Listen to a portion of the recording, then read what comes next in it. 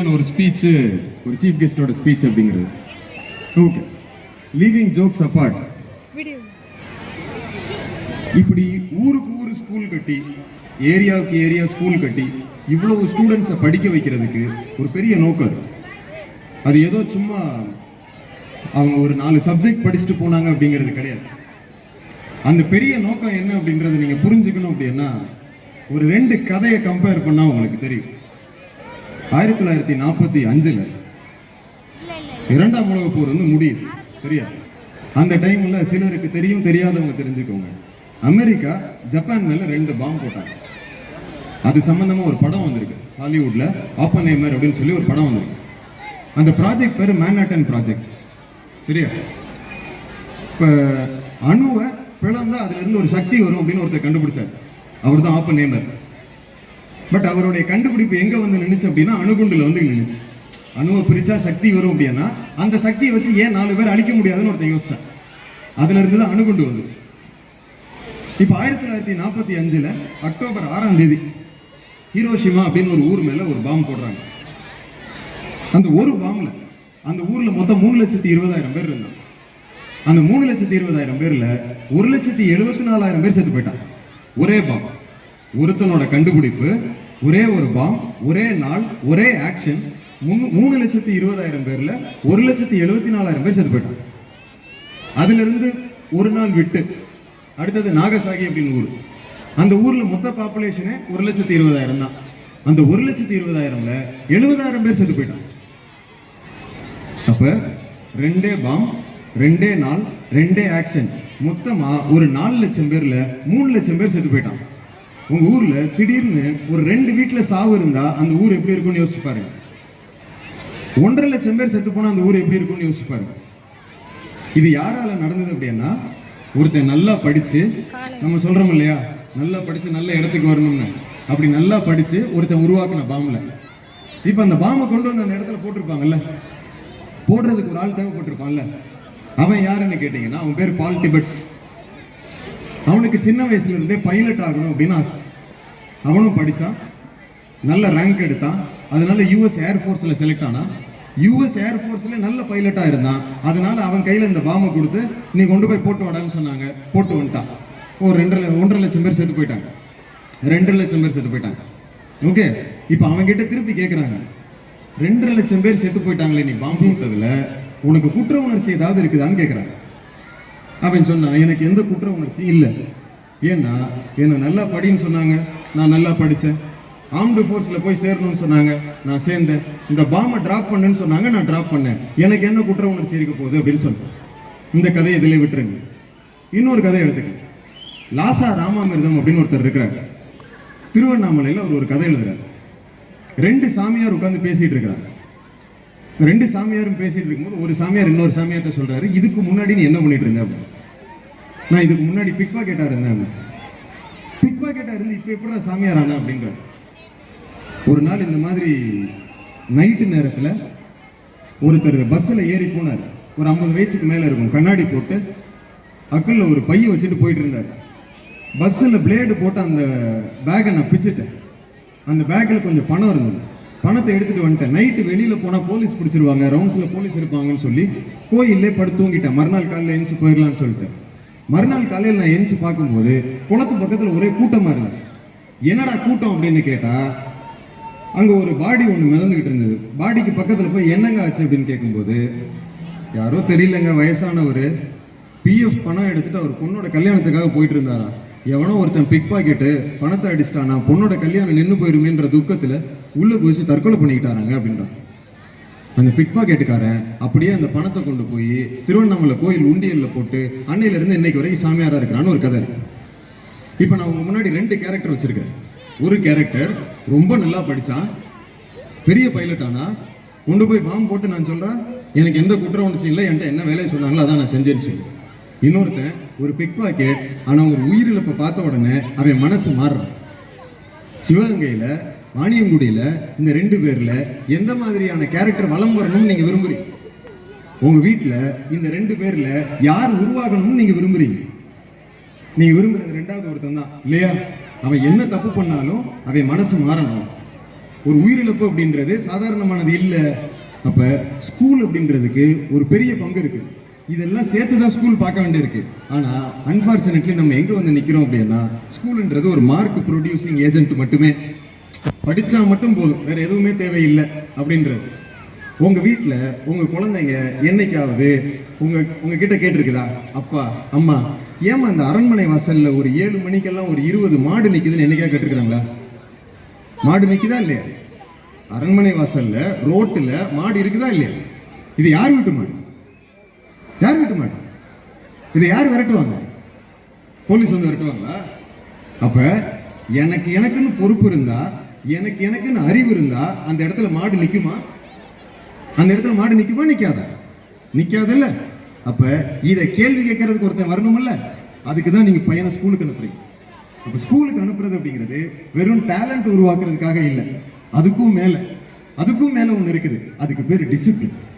திடீர்னு எல்லாம் ஒரு நாள் டிசிப்ளின் வந்துடாது. இந்த ஊர்ல நல்லா படின்னு சொல்றதுக்கு நிறைய பேர் இருக்கிறாங்க. நல்ல பையனாயிரு, நல்ல பொண்ணாயிருன்னு சொல்றதுக்கு ஆள் குறைஞ்சிக்கிட்டே இருக்கிறாங்க.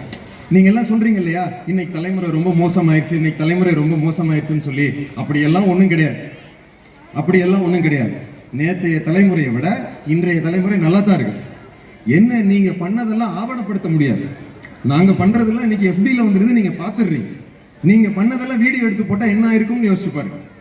சரியா? அப்ப நேற்றைய தலைமுறை விட இன்னைய தலைமுறை நல்லா தான் இருக்குது. ஆனா பிரச்சனை எங்க இருக்குன்னா, வளர்க்குறவங்க கிட்ட இருக்குது. நீ நல்லா படின்னு சொல்றீங்களே தவிர நல்ல பையனா இருன்னு சொல்றதுக்கான வாய்ப்பு ரொம்ப கம்மியா இருக்கு. இங்க இருக்கிற ஸ்டூடெண்ட்ஸ் கிட்ட நான் கேட்டா தெரியும் எத்தனை பேர் டீச்சர்ஸ் கிட்ட அடி வாங்கியிருப்பீங்க அப்படின்னு சொல்லி. ஒருவேளை டீச்சர்ஸ் கிட்ட எல்லாம் அடி வாங்கலைன்னா நான் சொல்றேன், இன்னைக்கே ஒரு குச்சை உடைச்சிட்டு போய் இந்த அகாடமிக் இயர் அடி முடியறதுக்குள்ள 2 அடி வாங்கி என்னை யாரெல்லாம் விரட்டி அடிச்சாங்களோ அவங்களெல்லாம் தான் நான் இன்னைக்கு துரத்தி போய் பார்த்துக்கிட்டு இருக்கிறேன்.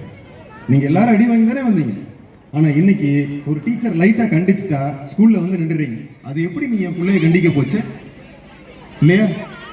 எல்லா பேரண்ட்ஸ் பொறுத்த வரைக்கும் தன்னோட பையனும் தன்னோட பொண்ணும் தப்பு பண்ணிருக்க மாட்டாங்க தான். பட் டீச்சர்ஸ்க்கு அது வேலை தானே.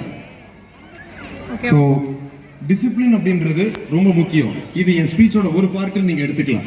நான் உங்க எல்லார்கிட்டையும் வைக்கக்கூடிய முக்கியமான இது, ஸ்கூலுக்கு அனுப்புறதுங்கிறது வெறும் படிக்கிறதுக்கு மட்டும் கிடையாது. அதை தாண்டி ஒரு சொசைட்டியா நம்ம உருவாக்குறது. ரெண்டாவது, படிக்கிறதுங்கிறது அப்படிங்கிற ப்ராசஸ்ல நிறைய ப்ரெஷர் போடணும் அப்படிங்கிற அவசியமும் கிடையாது. இப்ப நிறைய பேர் பிரைஸ் வாங்க போறாங்க இல்லையா? நீங்க என்னை கூப்பிட்டதே பிரைஸ் கொடுக்கறதுக்கு தான் எனக்கு தெரியும். நான் பேசுறதை கேட்டு இந்த ஊர் திருந்துறதுக்காகலாம் நீங்க என்னைய கூப்பிடல. நீங்க கூப்பிட்டது எனக்கு பிரைஸ் கொடுக்கணும். அதுல நீங்க ஒரு போட்டோ வாங்குவீங்க. அந்த போட்டோ ஒரு 15 ரூபாயோ 20 ரூபாயோ போட்டு உங்க கையில கொடுப்பாங்க. நீங்க நாளைக்கு உங்க பிள்ளைக்கு வச்சுக்குவீங்க. இப்படி ஊரா போய் ஸ்கூலா போய் பிரைஸ் கொடுக்கறேன்னா இதுவரைக்கும் எந்த ஸ்டேஜ் ஏறி நான் எங்க ஸ்கூல்ல பிரைஸ் வாங்கினது இல்லை. சரியா? அப்ப அதிகமான ஒரு பிரஷர் போட்டு நீ படிச்சா மட்டும்தான் அப்படின்ற ஒண்ணு தேவையே இல்லை. அவனுக்கு சொசைட்டி தான் என்ன அப்படின்ற பார்வை வேணும். ஒரு ஸ்கூல்ல வந்து படிக்கும் போது பல ஊர்ல இருந்து ஒருத்தர் அந்த ஸ்கூலுக்கு வர, அவன் ஏதோ ஒரு கம்யூனிட்டியா இருப்பான், அவன் ஏதோ ஒரு ரிலீஜியனா இருப்பான். ஆனா அவன் எல்லாரும் சேர்ந்து இன்னைக்கு ஒன்னா டான்ஸ் ஆட போறான். இப்படி ஒன்னா டான்ஸ் ஆடுறவன தான் வெளியில வந்ததுக்கு அப்புறம் நீ இந்த தெரு நீங்க பிரிச்சுக்கிட்டு இருக்கிறீங்க. சரியா? இன்னைக்கும் நீங்க பிரிச்சுக்கிட்டு இருக்கிறீங்க. இப்படி எல்லாம் நீங்க பிரிக்கிற வரைக்கும் இந்த ஊர் இப்படிதான் இருக்கும்.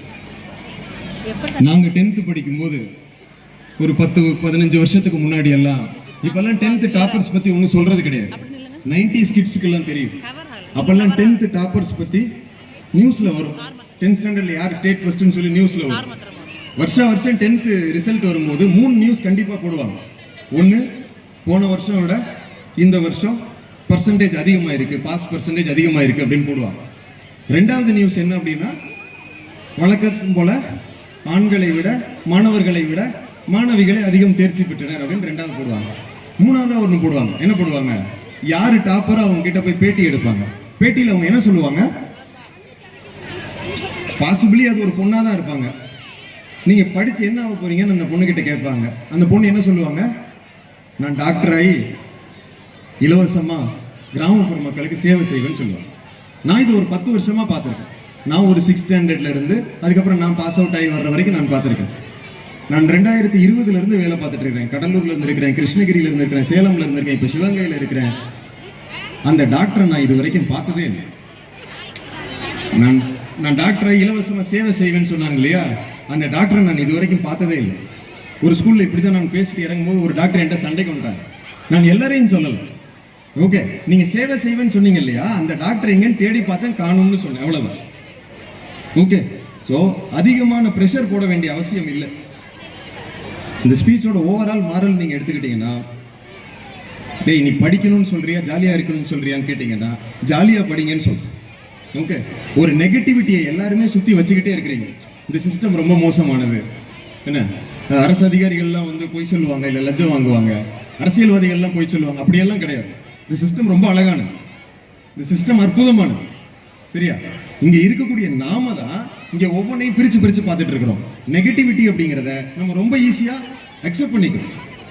ஓகே, இது கிரெகரி பேட்சன் அப்படின்னு ஒருத்தர் ஜீரோ லேர்னிங் அப்படின்ற ஒரு கான்செப்ட்ல சொல்லியிருக்காரு. நான் சிம்பிளா சொல்றேனே, இப்போ நான் வரும்போது சாமி கும்பிட்டு வந்தோம், வீரமாகாளியம்மன் கோயில், கரெக்டா? வீரமாகாளியம்மன் கோயில். உங்க குழந்தை, உங்க பையன், உங்க பொண்ணு அம்மா ஸ்கூல் முடிஞ்சு வந்துட்டு இருந்தம்மா, நான் வரும்போது வாசல்ல வீரகாளியம்மன் நின்றுட்டு இருந்தாங்கம்மா அப்படின்னு சொன்னா நீங்க யாரா நம்புவீங்களா? நம்புவீங்களா மாட்டீங்களா? எங்க நம்புவீங்களா மாட்டீங்களாங்க? நம்ப மாட்டீங்க. சரியா? இதுவே உங்க பையனோ பொண்ணோ, அம்மா இன்னைக்கு கிரிக்கெட் விளையாடுறதுக்காக இல்லை இன்னைக்கு ஸ்போர்ட்ஸ் விளையாடுறதுக்காக வெளியில கூட்டு போனாங்கம்மா, அங்க ஒரு ஆலமரம் இருந்துச்சுமா, ஆலமரத்துக்குள்ள ஒரு லேடி வாய்ஸ் ஒண்ணு என் பேரை சொல்லி வா வான்னு கூப்பிட்டுச்சுமா அப்படின்னு சொன்னா உங்க பிள்ளைய கோயில் கூட்டு போவீங்களா மாட்டீங்களா? கூட்டு போவீங்களா மாட்டீங்களா? அப்ப பேய் இருக்குன்னு சொன்னா நீங்க நம்புவீங்க, கடவுள் வந்துட்டாருன்னு சொன்னா நீங்க நம்ப மாட்டீங்க இல்லையா? நீங்க என்னைக்குமே பாசிட்டிவிட்டி ஏத்துக்க மாட்டீங்க. நீங்க எப்பயுமே நெகட்டிவ் நியூஸ் தான் ஸ்ப்ரெட் ஆகும். போலீஸ் எவ்வளவு தடுத்து இருக்கிறாங்க, எவ்வளவு பிரிவென்ட் பண்ணிருக்காங்கன்றது வெளியில வராது. பட் ஏதோ ஒரு இடத்துல ஒரு லேப்ஸ் ஆகி போயிடும். போலீஸ் தூங்குகிறதா அப்படின்றவாங்க. விக்ரம்னு ஒரு படம் வந்திருக்கு, கமல்ஹாசனோட படம். அந்த படத்துல பாருங்க, கிளைமேக்ஸ்ல ஒரு டைலாக் வரும், I am an agent, I am known to secrecy, I am known by my failures. எனக்கு சக்சஸ் இருக்கு, ஆனா நான் சொல்ல மாட்டேன், ஏன்னா நான் நேர்மையான ஏஜென்ட் அப்படின்னு சொல்லுவாங்க. ஸோ சிஸ்டம் இங்க பாசிட்டிவா தான் இருக்குது. நான் உங்ககிட்ட கேட்டுக்கிறதெல்லாம் என்ன அப்படின்னா, நீங்க ஒரு பிடிமானம் வச்சிருக்கிறீங்க, இதை விட்டு என்னால மாற முடியாது அப்படின்னு ஒரு பிடிமானம் வச்சிருக்கிறீங்க. இப்போ ரீசெண்டா ஹைகோர்ட் ஒரு ஆர்டர் போட்டாங்க, ஊர்களில் இருக்கக்கூடிய ஜாதிய போர்டுகள் எல்லாம் ரிமூவ் பண்ணிருங்க அப்படின்னு சொல்லி. நானும் ஊருக்கு போய் பேசுறேன், ஒவ்வொருத்தரையும் கூப்பிட்டு பேசுறேன், ஏங்க இதெல்லாம் ரிமூவ் பண்ணிடலாம். பெரும்பாலும் எனக்கு சொல்றது என்னன்னா, சார் அதெல்லாம் கஷ்டம் சார், நாங்கள் தலைமுறை அப்படியே வந்துட்டோம் சார், எங்களெல்லாம் மாற முடியாது சார். ஒரே ஒரு அட்வைஸ் நான் உங்களுக்கு சொல்லிட்டு போறேன், உங்க அப்பா வெட்டின கிணறு அப்படின்றதுக்காக உப்பு தண்ணி குடிக்காதீங்க. சரியா? அவர் உங்க அப்பா தான், உங்க அப்பா வெட்டின கிணறு தான், அதுக்காக உப்பு தண்ணி குடிக்காதீங்க. எங்க நல்ல தண்ணி வருதோ வாங்கி குடிங்க. ரைட்டா? நேற்றைய தலைமுறையோட நான் சொல்லிட்டேன். நான் முடிக்கும் போது இது ஒன்று முக்கியமாக சொல்லிட்டு போகணும்னு நினைச்சேன். 11th ஸ்டாண்டர்ட் ஸ்டூடெண்ட்ஸையும் 12th ஸ்டாண்டர்ட் ஸ்டூடெண்ட்ஸையும் இன்னைக்கு ஆனுவல் டேக்கு வரக்கூடாதுன்னு சொன்னாங்க. ஏன்னா அந்த பசங்க வந்தால் சேட்டை பண்ணிடுவாங்க அப்படின்னு சொல்லி. மேனேஜ்மெண்ட்டுக்கு நான் சொல்றேன், அதுல ஒருத்தன் தான் நான். நீங்க அவனை தான் நாளைக்கு சீஃப் கெஸ்டா கூப்பிடணும். நீங்க யார் இன்னைக்கு ஸ்கூல் ஆனுவல் டேக்கு வரக்கூடாதுன்னு சொல்றீங்களோ அவனை தான் நீங்க நாளைக்கு சீஃப் கெஸ்டா கூப்பிடணும். அதனால அவன் தேவை அதிகம், அவனெல்லாம் கூப்பிட்டுருங்க. உங்க எல்லார்கிட்டையும் நான் வச்சுட்டு போறது, 4 பேர் என்ன சொல்லிடுவாங்க அப்படின்றதுக்காக உங்க பிள்ளைய வளர்க்காது. அதை விட முக்கியமானது, அந்த 4 பேர்ல ஒருத்தனை உங்க பிள்ளைய வளர்க்காது. அதை விட முக்கியமானது, அந்த 4 பேர்ல ஒருத்தனை உருவாக்குறவனா உங்க பிள்ளைய வளர்க்காது. நான் திருப்பி சொல்றேன், 4 பேர் என்ன சொல்லுவான் அப்படின்றதுக்காக உங்க பிள்ளைய வளர்க்காது. அதை விட முக்கியமானது, அந்த 4 பேர்ல ஒருத்தனை உங்க பிள்ளைய வளர்க்காதீங்க. அதை விட முக்கியமானது, அந்த 4 பேர்ல ஒருத்தனை உருவாக்குறவனா உங்க பிள்ளைய வளர்க்காதீங்க. தேங்க்யூ.